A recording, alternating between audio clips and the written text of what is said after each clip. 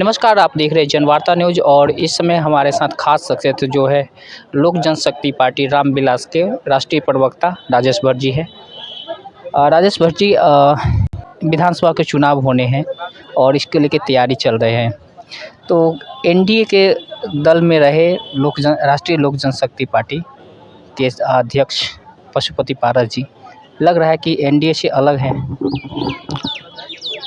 ये तो वो बताएंगे, बेहतर इसका जवाब देंगे। पशुपति कुमार पारस जी कहाँ हैं ये तो वही बताएंगे। पिछले विधानसभा चुनाव में कह सकते हैं जेडीयू का खेल बिगाड़े थे चिराग पासवान।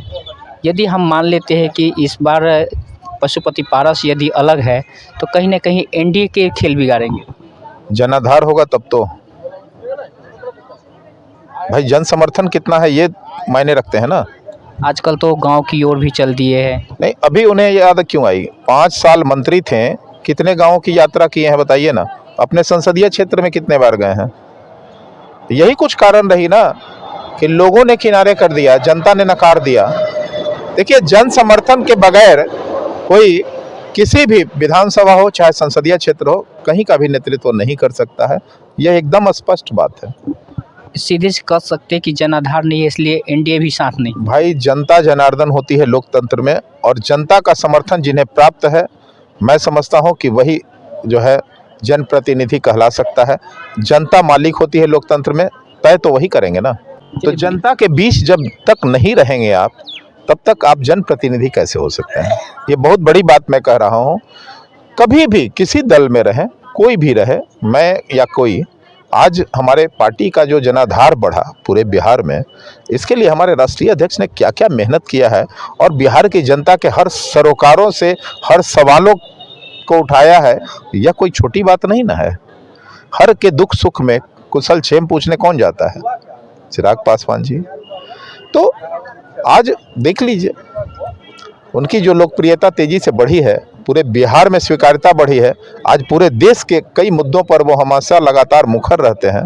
जब जब कोई गरीबों की बात होती है, दलितों की बात होती है, युवाओं की बात होती है, छात्रों की बात होती है, महिलाओं की बात होती है, कौन खड़ा होता है? आदरणीय श्री चिराग पासवान।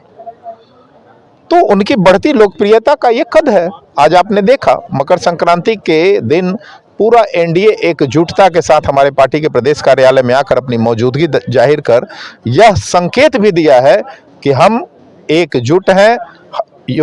जो एनडीए है वो पूरा एकजुट है, और आने वाले दिनों में ये बड़े संकेत भी हैं।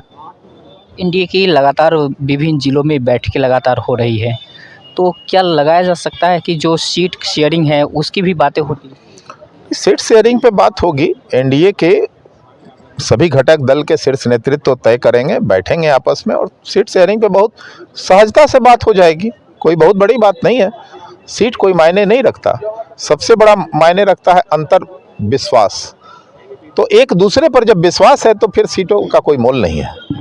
क्या एलजेपी और क्या सीट बिहार विधानसभा में मांग? सीट की हम मांग नहीं कर रहे हैं, ये तो तय होगा, हमारे शीर्ष नेतृत्व तय कर रहे हैं ना। शीर्ष नेतृत्व के जो है पाले में है, और वो लोग खुद बैठ के सब तय करेंगे। जिस तरह से बिहार में देखे कि लोकसभा चुनाव हुआ तो 100% स्ट्राइक रेट रहा, तो ये बिल्कुल बिहार और झारखंड में जो हम लोगों ने 100% स्ट्राइक रेट रखा है, इस बार एनडीए का भी 100% स्ट्राइक रेट आपको देखने को मिलेगा।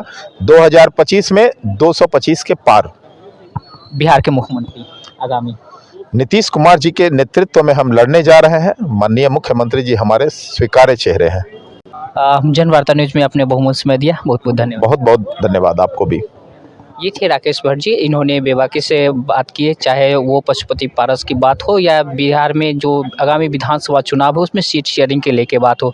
सारे एनडीए घटक दल की बैठकें हो रही, और जो भी सीट शेयरिंग होगा और शीर्ष नेतृत्व जो भी सीट देंगे उस पर आगामी चुनाव लड़ेंगे। आपको राजेश भट्ट जी के बारे में क्या कुछ कहना है, इनकी जो बातें उसके बारे में क्या कुछ कहना है? अन्य खबर देखने के लिए आप बने रहे जनवार्ता न्यूज़ के साथ।